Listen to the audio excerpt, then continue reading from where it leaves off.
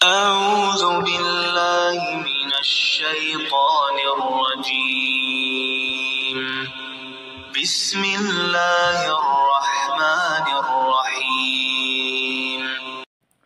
حدیث ثقلین کے بارے میں جو رافضی ذاکر نے بات کی اور میں نے اس کی بات سے وضاحت بیان کی کہ آپ کہ یہ حدیث بیان کرنے میں کچھ نہیں رکھا، کیونکہ آپ کے لیے اس کے اندر کوئی بات نہیں ہے، تو اس پر کچھ شیعہ حضرات نے پھر اعتراضات اٹھائے کہ صحابہ کو علم نہیں تھا دین کا، حالانکہ ان باتوں کی ضرورت نہیں تھی، لیکن خیر انہوں نے سوال اٹھائے، ان کے جواب اس ویڈیو میں تو نہیں، آگے کوشش کریں گے انشاءاللہ دینے کی۔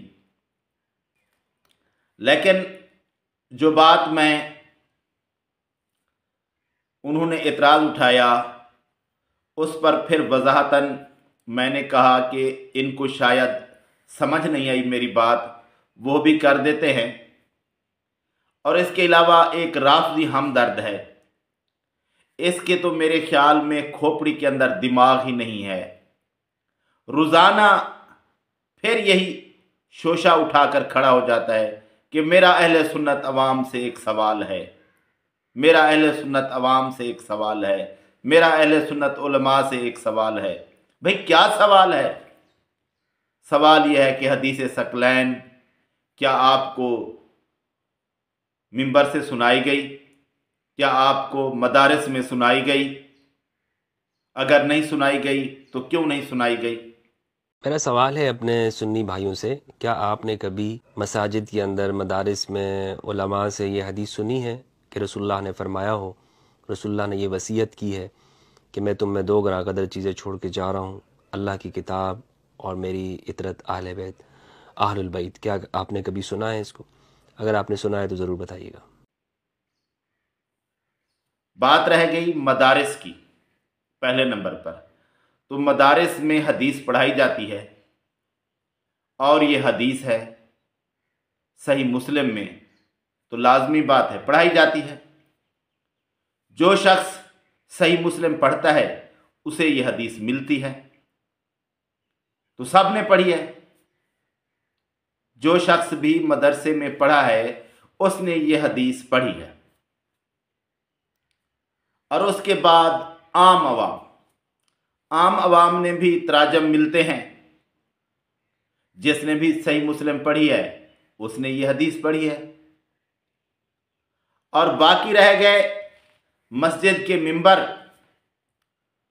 تو ادھر ہر مسئلہ روز تو بیان نہیں ہوتا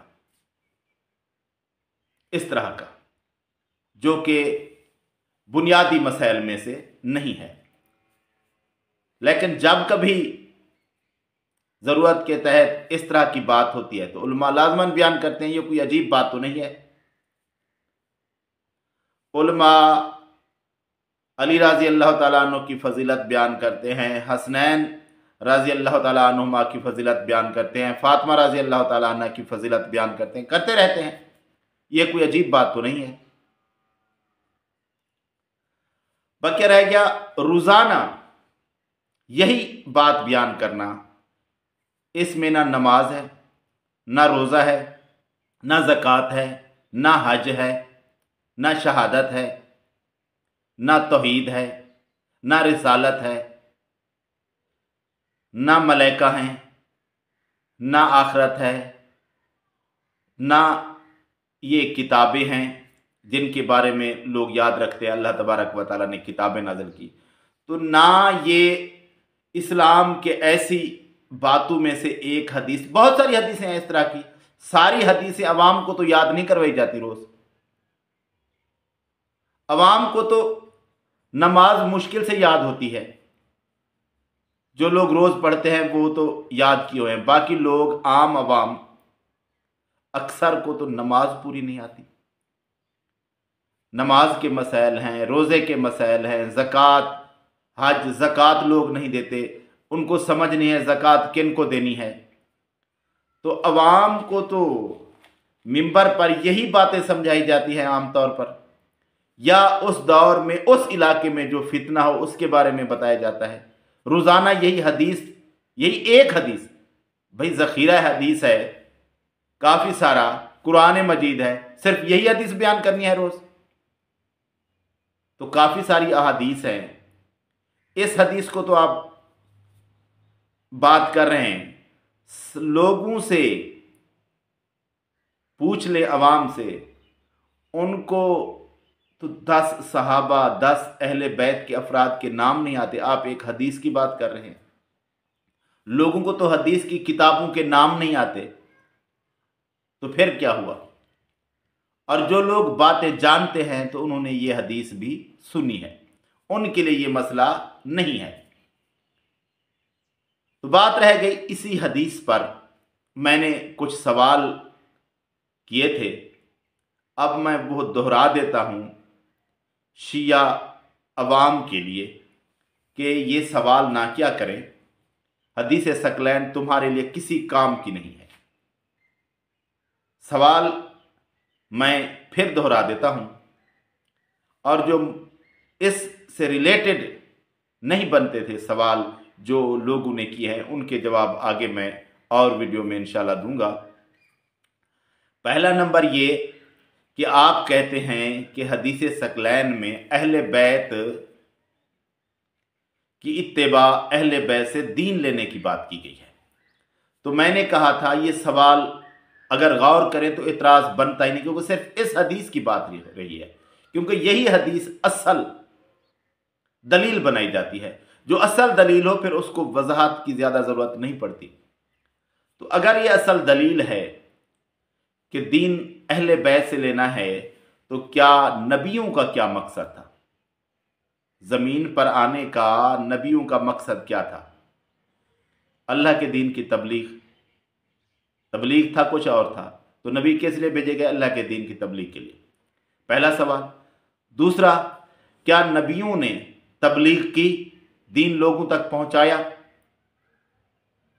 बिल्कुल पहुंचाया। क्या दीन मुकम्मल पहुंचाया या कुछ कमी की? कुछ कमी नहीं की, मुकम्मल पहुंचाया। जब ये बात हो गई, 3 सवाल ये हो गए, दीन नबियों ने मुकम्मल पहुंचा दिया, कुछ छुपाया भी नहीं, तो फिर अब क्या बात है? क्या फिर नबी ने ये कहा कि तुम्हें फिर दीन भूल जाना है, या अल्लाह ताला ने कहा कि तुम दीन भूल जाओगे नबी के बाद, फिर अली राज़ी अल्लाह ताला अन्हु या अहले बैत से लेना? ये तो नहीं हो सकता ना। तो फिर दीन जब हो गया मुकम्मल, तो फिर किसी की क्या जरूरत रही? चौथी बात यह रहेगी, जब दीन मुकम्मल हो गया, कुरान मजीद में वाज़ेह तौर पर हुक्म मौजूद है कि दीन इस्लाम मुकम्मल है। तो क्या आप दीन इस्लाम को मुकम्मल मानते हैं नबी सल्लल्लाहु अलैहि वसल्लम की ज़िंदगी में? क्योंकि अल्लाह तबारक व तआला ने तो आयत नाज़िल कर दी थी। अगर दीन आप मुकम्मल नहीं मानते तो फिर आपसे बहस ही किसी बात की नहीं है। अगर दीन मुकम्मल है तो फिर किसी और की ज़रूरत क्या है? फिर तो किसी की ज़रूरत नहीं। और अगर आपका ये एतराज़ है कि दीन मुकम्मल है, फिर भी सहाबा ने उस दीन पर अमल नहीं किया, नाउज़ुबिल्लाह, तो फिर क्या नबी के कहने पर अगर अमल नहीं हुआ तो अहले बैत के कहने की क्या ज़रूरत है? फिर बात तो नबी की है। तो सहाबा ने नबी की राह पर चलकर अमल किया, और इस रिवायत के अंदर अहले बैत को इमाम शरीयत बना लेना ये बात नहीं है। बकिया रह गया नबी का दीन आम लोगों के लिए, हमारे लिए अहले बैत से लेना, तो वो हम तो लेते हैं। हमारे पास अहले बैत से आया हुआ दीन शिया से ज़्यादा है। कभी बैठकर रिवायात की गिनती कर लें कि ज़्यादा नबी सल्लल्लाहु अलैहि वसल्लम से रिवायात अहले सुन्नत ने ली हैं, अहले बैत کے ذریعے یا شیعہ نے لی ہیں۔ یہ کبھی بیٹھ کر گنتی کرنے پھر بات بنے گی، تو اس طرح نہیں ہے۔ اور بقیہ جو اعتراض اٹھایا گیا ہے وہ میں اور ویڈیو میں جواب دیتا ہوں اس کا، کہ وہ اعتراض ادھر بنتا ہی نہیں ہے۔